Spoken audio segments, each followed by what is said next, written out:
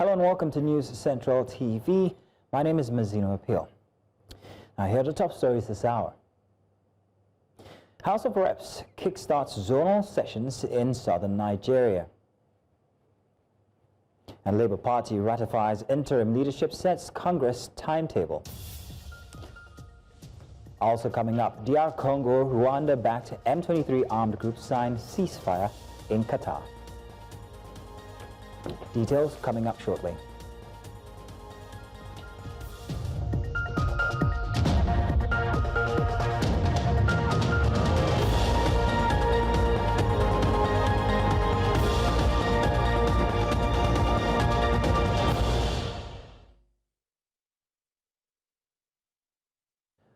Welcome again. Now we begin with the ongoing public hearings in Nigeria, where the House of Representatives has kickstarted its zonal constitution review sessions across Nigeria's southern region, with public hearing aimed at capturing grassroots input on a nation's legal framework. In the South-South, delegates converge on Yenagoa and Calabar, covering 6 states. Enugu and Owerri play host in the Southeast, while Lagos and Akure lead consultations in the Southwest. Citizens, civil society and stakeholders are expected to table demands ranging from restructuring to resource control.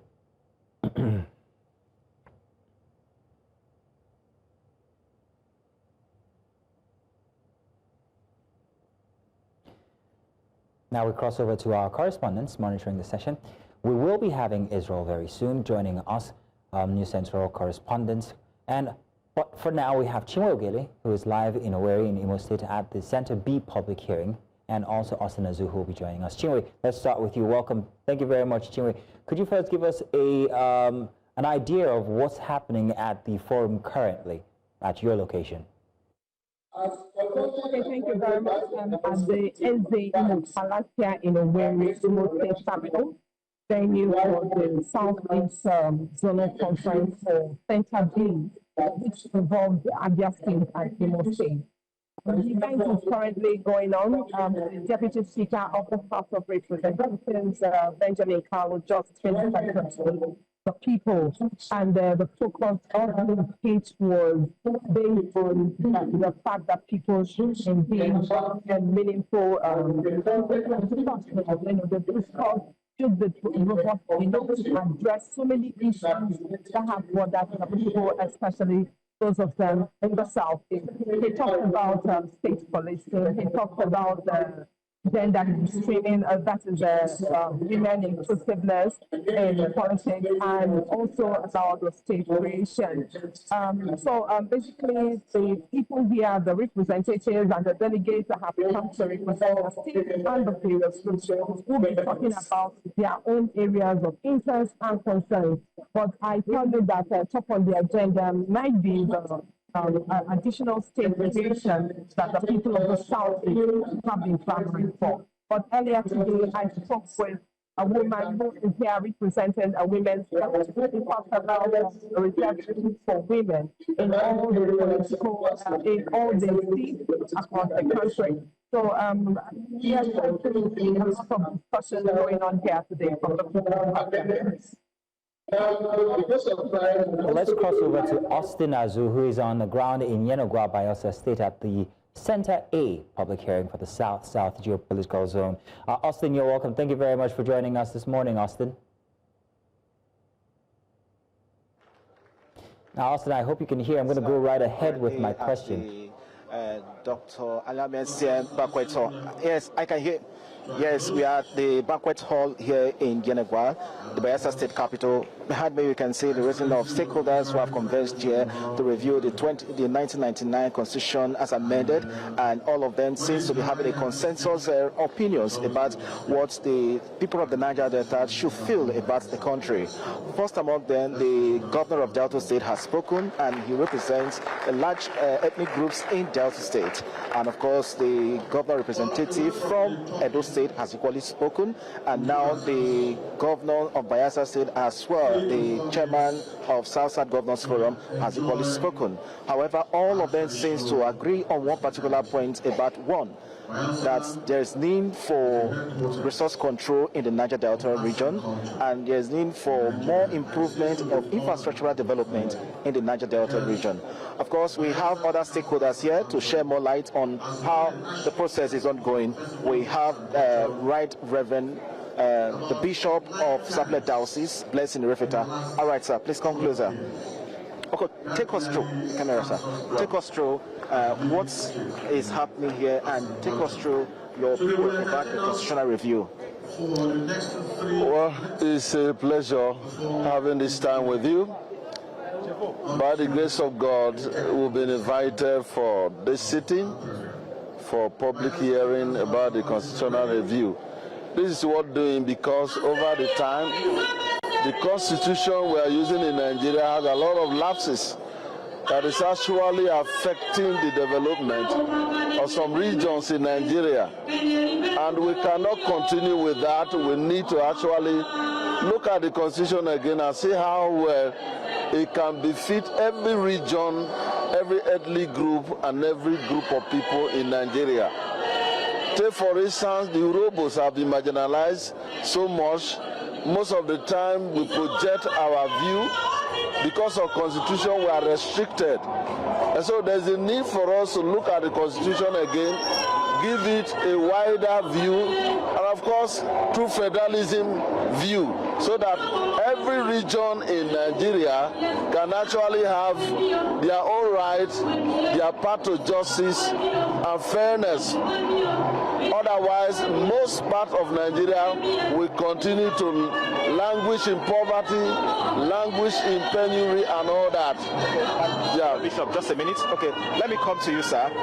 Take us through the point at which how viable is a Urhobo nation, because it seems there's advocacy for the creation of Urhobo states.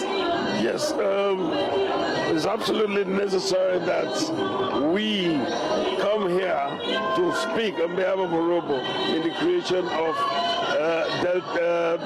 Ethiopian state. Ethiopian state is a must. If they were going to be thinking about justice, fair play, and the issue of equity, then we have no option but to create a state for the Urhobo people, the fourth largest ethnic community in this country. And on the basis of that, how do you justify going to create states for number 5 when number 4 has not even gotten any? So, though we are happy that our brothers who got a state where we are now, is important for them too, but for the issue of looking at justice and fair play, then the next state to ever be created, or for any ethnicity, is Urhobo. Can you take us through what natural resources is found in Urhobo land, and can you give us the landmarks of the proposed states that you and others are advocating for in Delta State? Well, for us, we're not bothered whether other states are going to be created anyway, but we are looking at where you have 19 states on the other side, that is the north, and we have 16, 17 in the south. And don't forget, being fourth, we have the northern region with 19, we have the western region with 6, and we have the eastern region with 5. The next, which is supposed to be Urhobo, have nothing, and we have been used all along from Midwest states. Of course, semantics, it was changed from Midwest state to Bendel state. Now we're in Delta, still the same problem. We cannot afford that. So it is a must that this thing should be given to us. Just to hear. All right, we have Mr. Dwell. Mr. Dwell, okay, you are a youth. Please bring us to speed of what importance is a constitutional review to the youth development in Nigeria. Yes, frankly speaking, I think this constitutional review at this very moment will be of a great importance to Nigeria youth. because like the governor said the other time when he was speaking, the space of the Nigeria youths today in this federation have been so challenged to the extent it looks as if most of our youth are nowhere to be found, like they don't have voice, their voices are not heard. So in regard to the constitutional review, I'm sure this will help Nigeria youth to give a space now for them to end their view of their account of their positions in this country. So I think this constitutional review is going to be of a great importance use to the Nigeria's youths. Thank you. Thank you very much. Okay, sir. Okay, bring us to speed. Now, looking at what is happening in Nigeria, most of those who are here to present their papers, apart from the issues of resource control, state police, and others, other thing that is dominating the public hearing here today is the creation of more states. Now, what's your concern about people who are coming out to be asking for creation of states? Would that actually address the challenges Nigerians and some states are passing through? Yes. It's a good thing. You know, creation of more states is a kind of an avenue to reach out. You see, a lot of people in each of these states are not benefiting what they needed to be benefited. Now you see why many people are clamoring for more states, because they want to be involved in the governance. Many people are left behind. Many people are being abandoned. You see that they cannot use the resources they have to benefit themselves. But you see what every state is being produced today, other states are benefiting from it. So by the medium of creating more states, you see that the thing will not go round. You see a lot of benefit will not come to even the most less privileged person in that community. Thank you very much. Okay, let's have our bishop again. Bishop, okay, now another aspect that Nigeria is confronting with the monster is corruption. Yeah. One monster Nigeria is confronting with is corruption. What area do you think the Constitution can entertain to deal with corruption decisively? Now, talking about corruption, the corruption should be dealt with in a manner that people of impeccable character, people that are actually, having reform attitude, should be used to actually fight against corruption. What we see in Nigeria is using corrupt people to fight corruption, using corrupt system to fight corruption. So it's not going to be possible. Look at law enforcement agents. They are so corrupt that, what are you enforcing? If you're enforcing law, you that enforce the law should not be corrupt. But when you now use a corrupt agency, a corrupt agent, law enforcement agent to fight corruption, you can't get the solution to every law that has to do with dealing and fighting with corruption should be well enforced, irrespective of whoever is affected, to the grassroots. But today, people are treated like, some are sacred cow, some are treated like condemned victims and all that. So it should go to everyone. That's my humble suggestion. Yeah. Thank you, sir. Okay. Okay, Chief, come forward a little. I'm leaving now. Okay, sir. I hope you can hear us. I think that would be that. We also have Israel Ifirobo, who is in Ikeja. Would like to get to him and his submission as well. He's in Ikeja, Lagos State Center A. Israel, good afternoon. Thank you very much for joining us. So what issues are most strongly advocated for by participants during the Southwest Zonal hearing in Lagos here? Listed in the Constitution of the Federal Republic of Nigeria. And I want everybody to accept that is the way of Southwest constitutional review here in Lagos, and indeed it's what people are expecting. So many people here are talking about issues here and there, and one of the major issues that have raised some sort of chairs here is the issue of the reserved seat bill for women. And this is one bill that the women here are really excited about. And thank you very much. I equally want to stand on the established protocol. Excellency Deputy Governor, representing the Governor of Lagos State. I'm here to represent the people that are ongoing.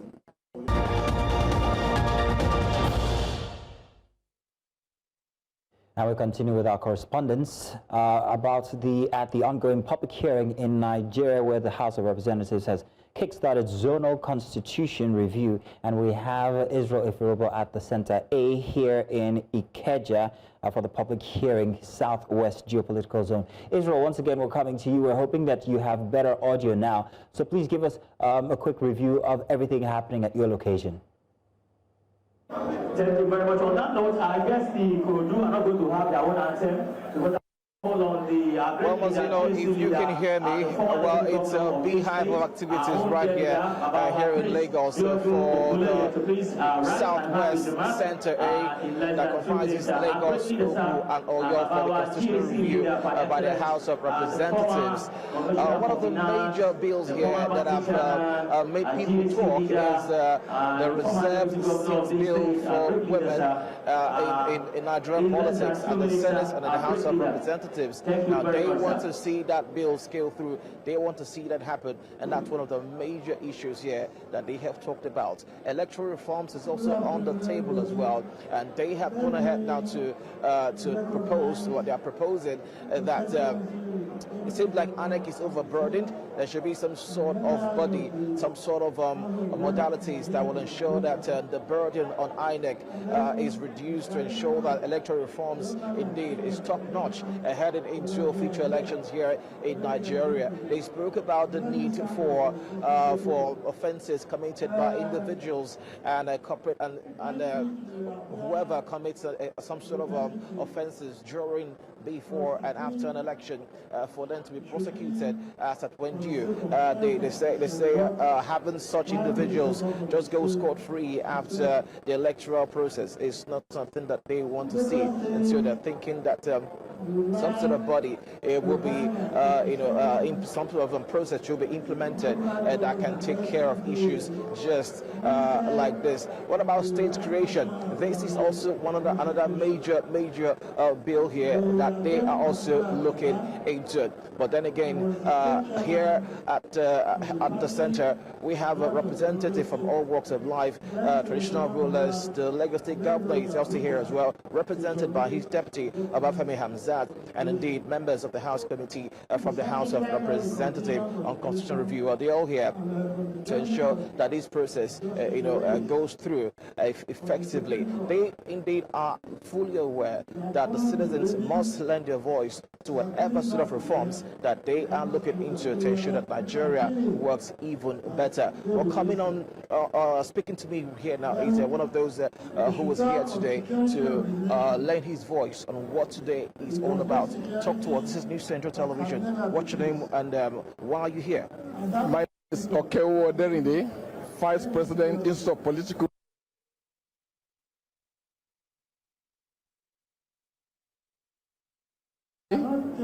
for the Institute, and also for Lagosians.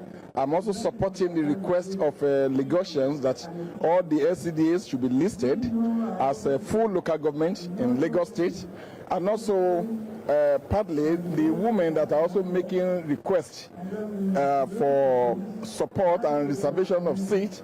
Let the House of Representatives also look at this. Whole reform itself is very welcome. They should look at it as people are making their representation one by one. Those they should be considered. And then a bill that you're mostly particular about.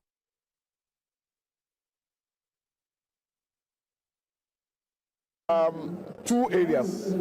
Number one, the local government bill, that is to list all the local government, because it will bring development to the grassroots, because the population of Lagos State is enormous, and people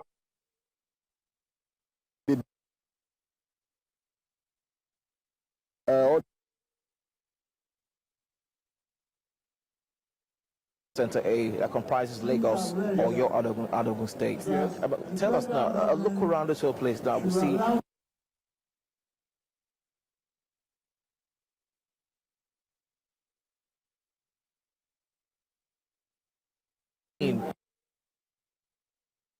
This is a welcome development, bringing us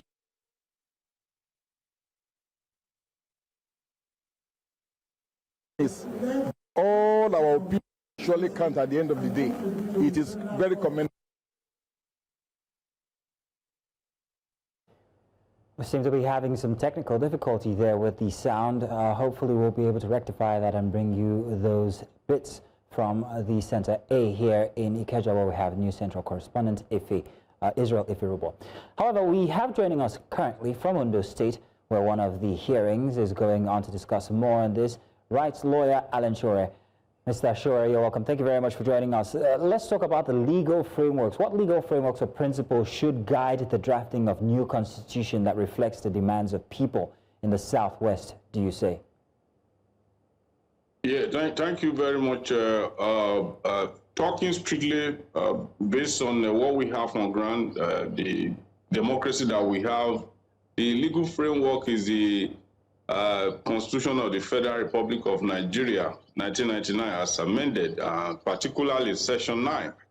That is where the provision for the process of amending or altering any provision of the Constitution is stated, to the effect that before you can consider any proposal for the amendment of the Constitution, that proposal must enjoy the vote of 2/3 of any of the houses of assembly. In other words, 2/3 of the Senate or 2/3 of the House of Representatives, then 2/3 of the entire 36 state houses of assembly before any amendment can be made in the Constitution of the Federal Republic of Nigeria. So that is the legal framework that I know as a lawyer. Okay, so what challenges do you foresee in balancing state autonomy with national unity? There is no challenge anyway, but what I do know is that on many occasions, the Nigerian state, as in the states in Nigeria, the 36 states, they are not conscious of the power given to them by the Constitution.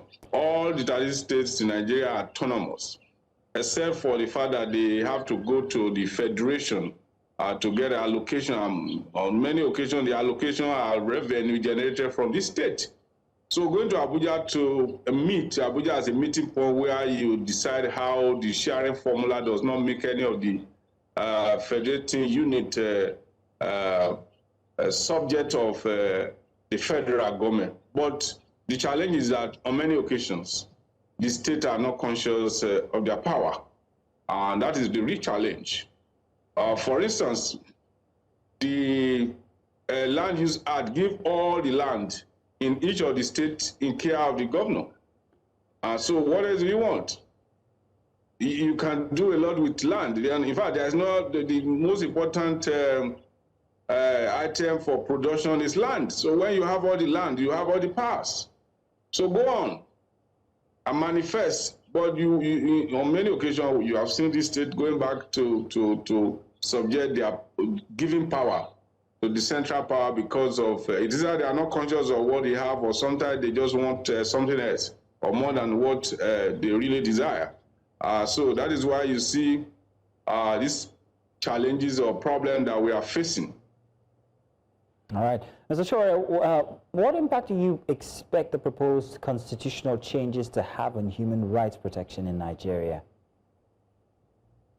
Yeah, I was present at the public hearing yesterday, the Southwest Center B, and I read through some of the proposed amendment to the human rights.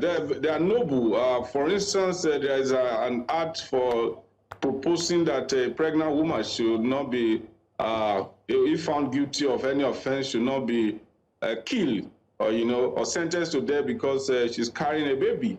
That is to guarantee that even that unborn baby has access to that freedom of freedom to live.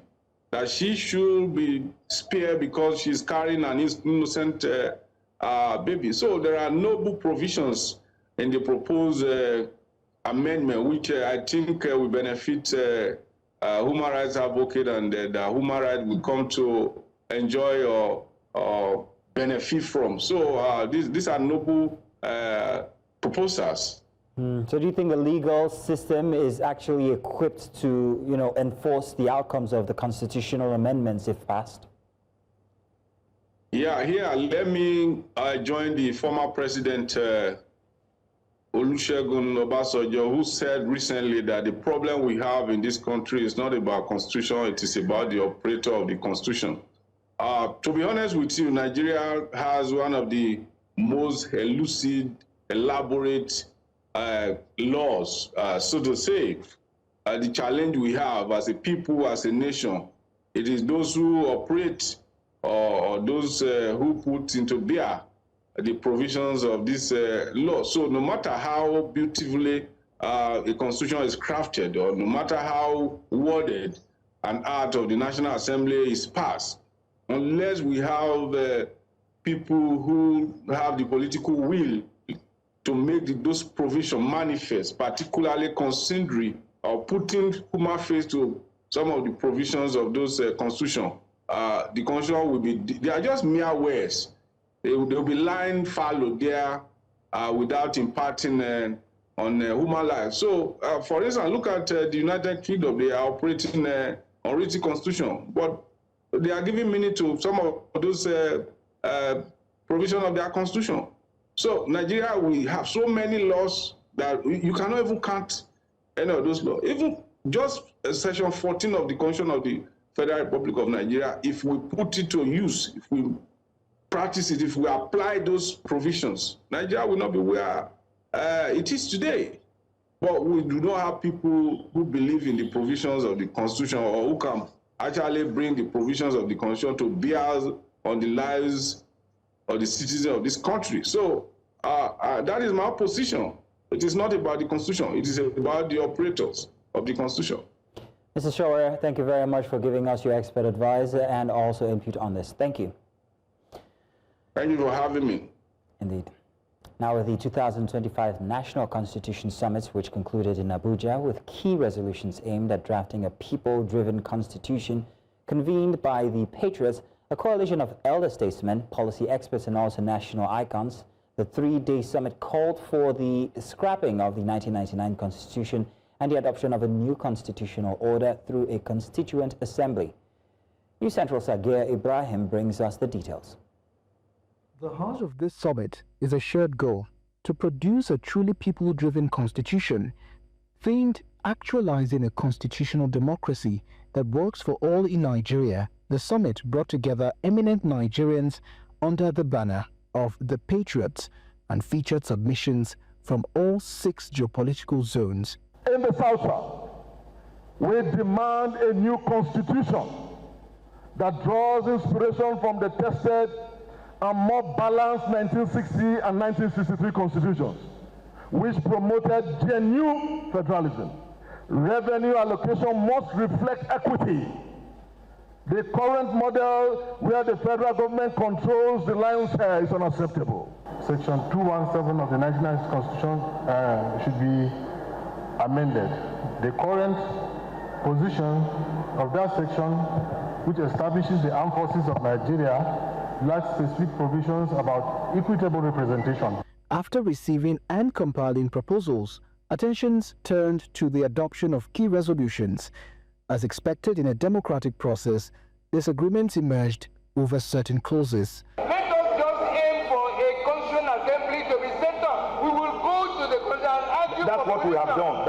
So we recommended 12 regions from the North Central, and those regions should coincide with our own diversities, so that we don't have the same crisis buried in our regions. To resolve the deadlock, the summit briefly recessed to allow for consultations. The resolutions were later re-presented and adopted by consensus. At the end of deliberations, the Patriots unveiled 18 major resolutions, including the urgent need for a new constitutional order, the establishment of a constituent assembly, devolution of powers, and geographical restructuring, among others. I believe the government of President Bola Tinubu would accede to the requests and demands of Nigeria. In the next 1 or 2 weeks, we are going to make presentations to the president himself of the resolution. We are going to produce a draft legislation. There's no doubt that the summit is representative of Nigeria we have had since last year. A whole series of consultation and deliberation around the country. For us to stand and speak and say that yes, this document is for the people, we need to look into the problems of the women and then the parts and the people with disability. With the summit now completed and the resolutions now presented to the public, it is now expected that these resolutions be submitted to the National Assembly and also the executive arm of government for further action. Whether this would lead to the birth of a new constitution for Nigeria, well, only time will tell. In Abuja for News Central, Sagir Ibrahim.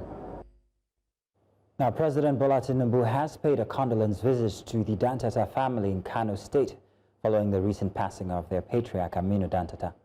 The visit was marked by a deep show of emotion and heartfelt tribute, describing the late industrialist as a man of immense personality, honesty, and integrity.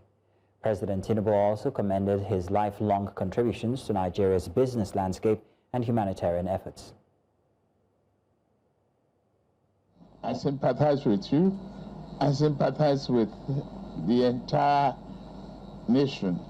We've lost a titan and a great conscience of our country, a humanitarian for that matter, par excellence.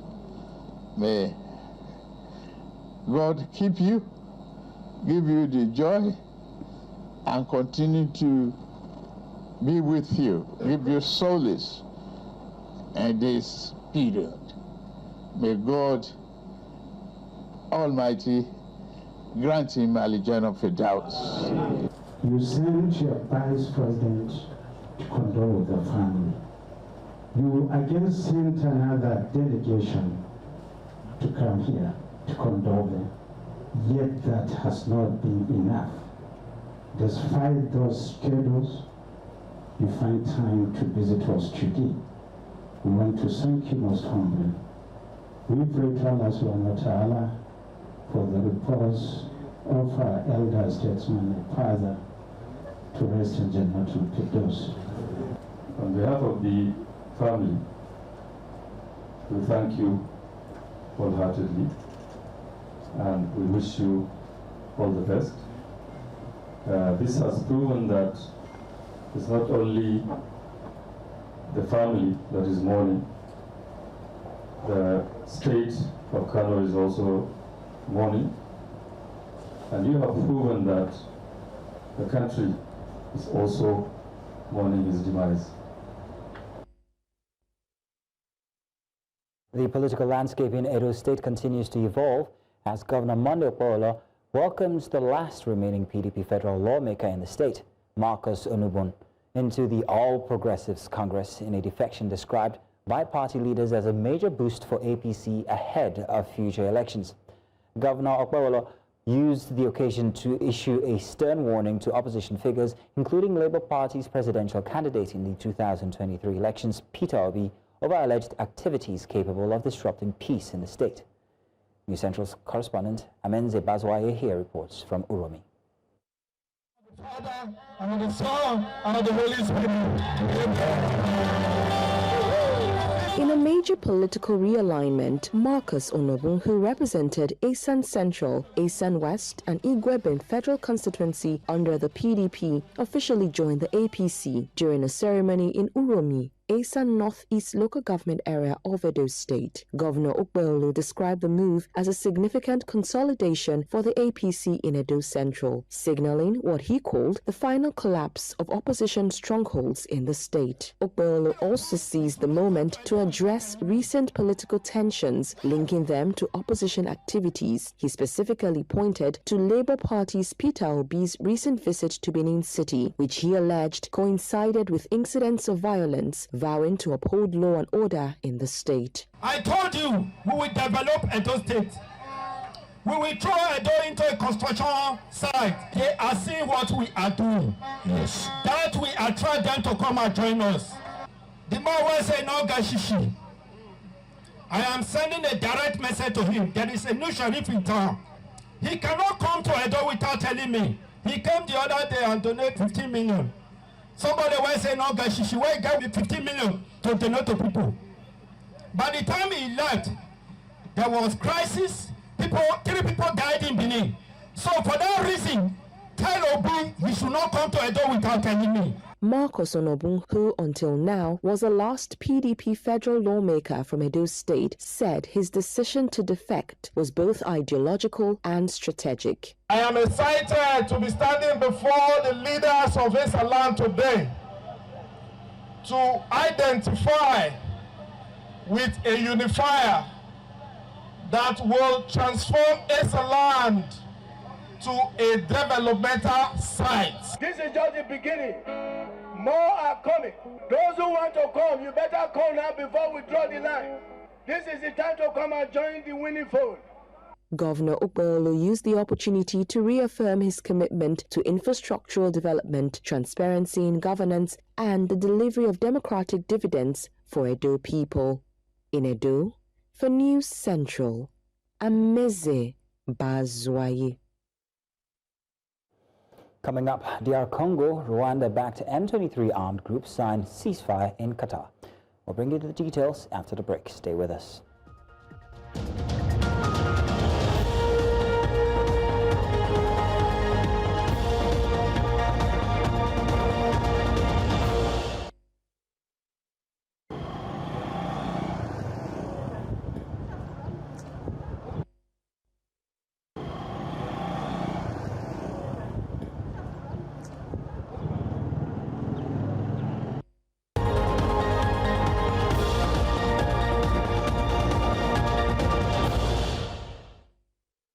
Welcome back. Now, the Democratic Republic of Congo and the Rwanda-backed M23 armed group have reached a ceasefire agreement to end ongoing hostilities in the mineral-rich eastern region of the country. The truce, signed in Doha, Qatar, aims to halt fighting that has caused significant devastation and displacement. Both parties have committed to maintaining a permanent ceasefire, agreeing to refrain from hate propaganda, any efforts to forcibly seize new territories. This agreement follows a recent peace deal signed in Washington between the Congolese and Rwandan governments. Meanwhile, the African Union has described the recent ceasefire agreements between the Democratic Republic of Congo and the Rwanda-backed M23 armed group as a significant development. The agreement is seen as a major step forward in efforts to secure lasting peace, security, and stability in eastern DRC and the broader Great Lakes region. The ceasefire marks progress in addressing the conflicts that has caused considerable instability and humanitarian challenges in the area. The African Union continues to support initiatives aimed at fostering dialogue and reconciliation between the parties involved. This milestone offers hope for a reduction in violence and the restoration of order in one of Africa's most volatile regions.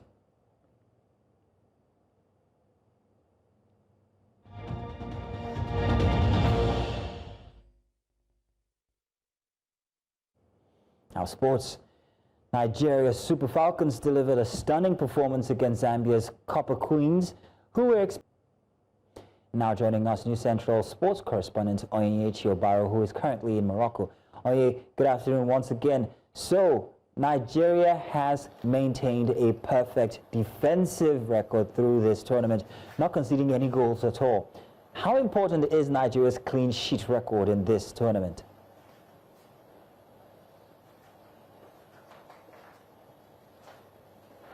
Very important, Mazzino. Of course, we are parading the reigning goalkeeper of the year, African Women's Goalkeeper of the Year, in the person of Chiamaka Nnadozie, and we've had fantastic defensive line.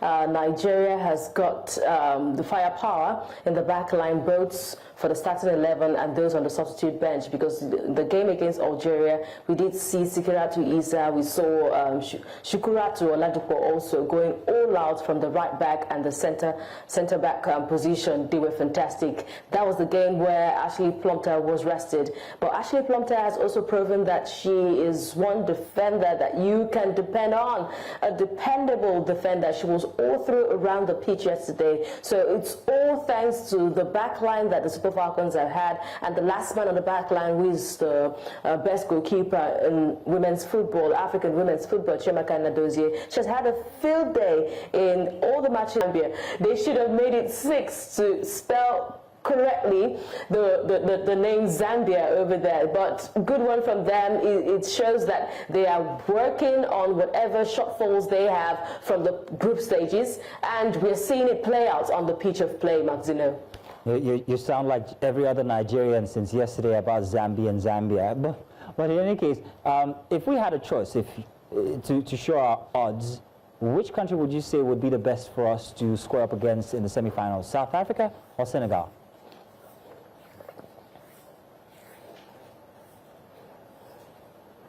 I was able to sample the opinions of the players yesterday at the mix zone after the match, and I think every one of them wants South Africa. They said, come on, then Zanzi, bring it coming. That's what the players are saying. Ashley Plumpton says she would like to play them because the last time, of course, it was not a good ending against the defending champions. South Africa, the defending champions of the Women's African Cup of Nations, because they won it in 2022. They've not had a good run, a perfect run in this competition, but they play Senegal today. The players, the Super Falcons, want South Africa. They know that South Africa do not parade Thembi Gatlana. They would have preferred if she was in the 4. But South Africa parade players who the Super Falcons want to give a run for their money. They want the likes of Jamin Sapon-Simwe. They want Magaya, and also Maklalo, not forgetting Rufolio Jane. All these players were those who were paraded in the 2022 Women's African Cup of Nations. So no Thembi, but if you have these players, they want to go up against the best.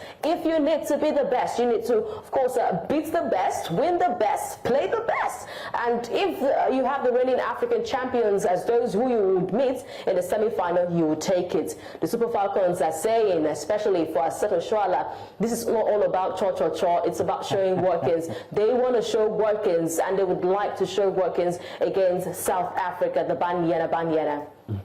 Well, Onyechi, thank you very much. It's the cho-cho-cho bit that's making me laugh. But thank you once again. We can't wait to see who we meet at the semifinals. Now that's all this hour, but before we go, let's take another look at some of the major stories.